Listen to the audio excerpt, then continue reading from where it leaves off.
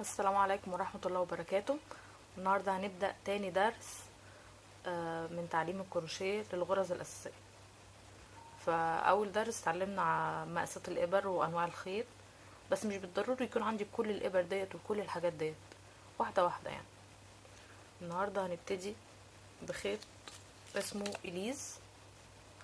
الخيط دوت أكليريك 100%. وهنا كاتبين عليه إرشادات الغسيل بتاعته هنا، ومقاس الإبرة بيقول لنا ممكن 4 أو 6،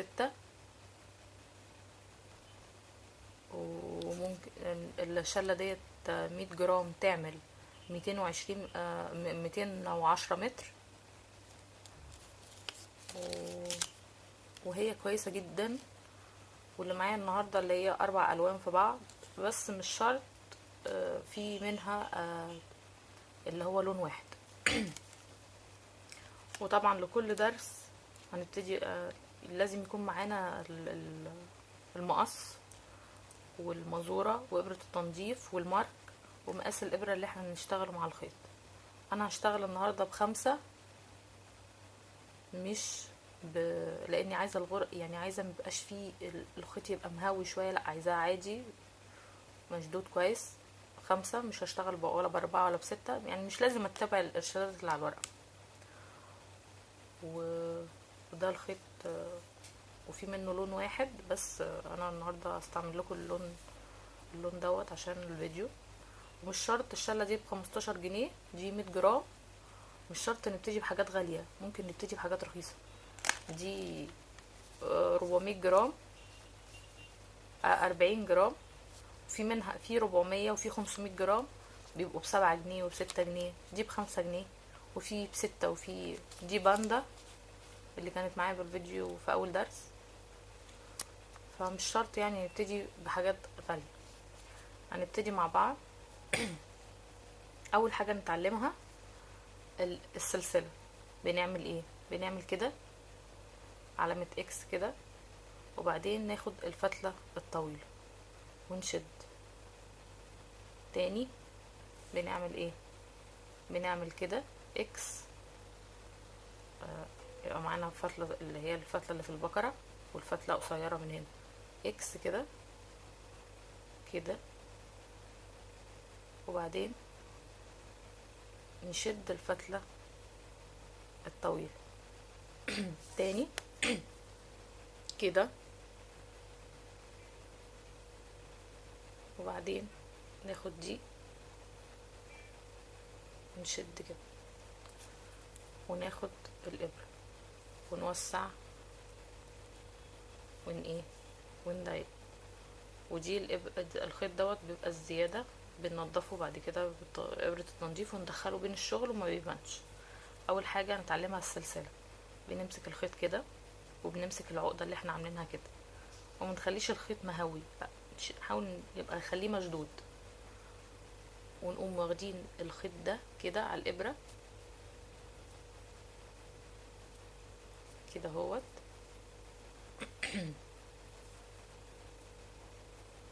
كده، وندخله جوه تاني. بندخل الخيط ده كده كده، وندخله جوه الفتحة بتاعتنا تاني. ما نحاولش نشد الغرزة دي قوي، لا نخليها مظبوطة كده،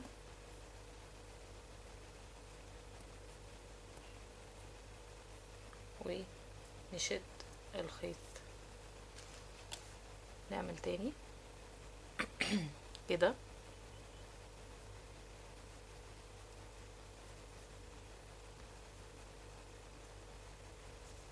تاني كده كده كده، ونفضل نطلع السلسلة دي لغاية عدد السطور اللي احنا عايزينه. نعمل لك لوك، كوفية، طاقية، فستان، اي حاجة، ونفضل ماشيين بالعدد اللي احنا عايزينه. دلوقتي انا هكتفي بالعدد دوت عشان التعليم بس. مربع صغير كده، ونبتدي هنا نمسك الغرزة. خلاص خلصنا الصف اهو، دي اخر غرزة اللي هو المقاس اللي احنا خدناه مظبوط. اخر غرزة هنمسك بقى هنا، نطلع ب3 سلاسل تاني. 1 2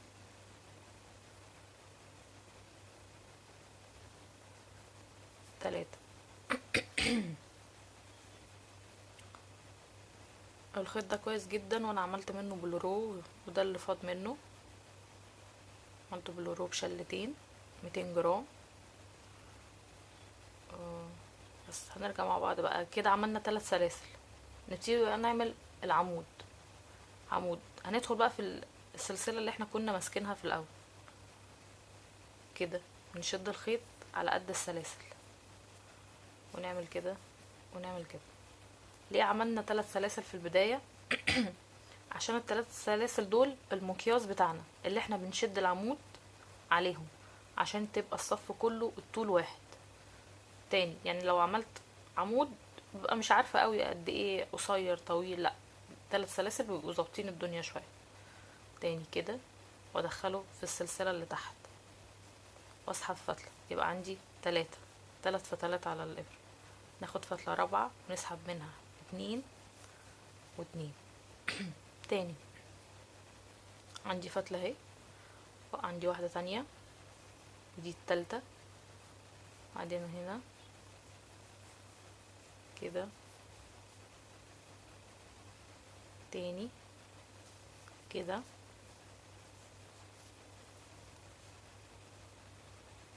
تاني كده،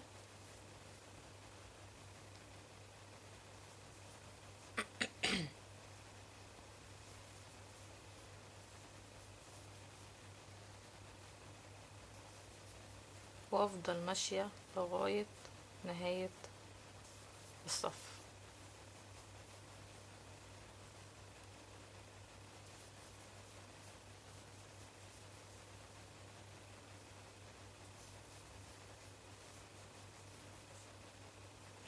كده كده اهو.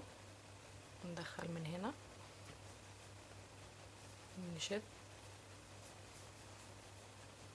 تاني اهو، ندخل وبعدين نشد، وده اخر عمود عندنا في الصف. عايزين نطلع بالدور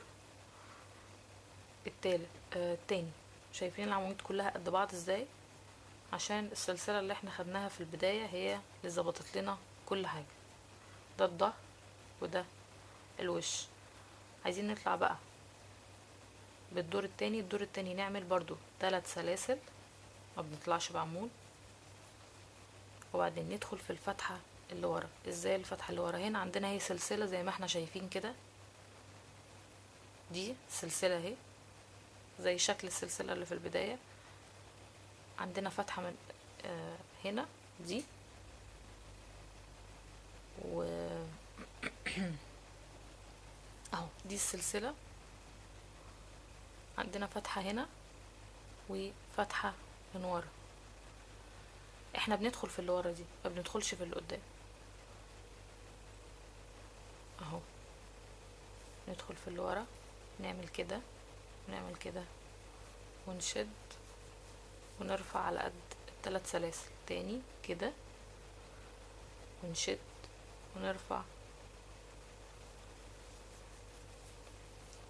نعمل كده فتلة على الابرة كده 2 معانا دول. نجيب التالتة اهي، ونجيب فتلة رابعة ناخد منها 2، وفتلة تانية ناخد منها. الموضوع سهل بس عايز تدريب شوية، وانتوا هتحبوه ما تعملوا اول حاجة ليكم. وده كان اول درس النهاردة، ان شاء الله يكون عجبكم، ولو استفدتوا منه اعملوا لي لايك واشتراك في القناة. والسلام عليكم ورحمة الله وبركاته.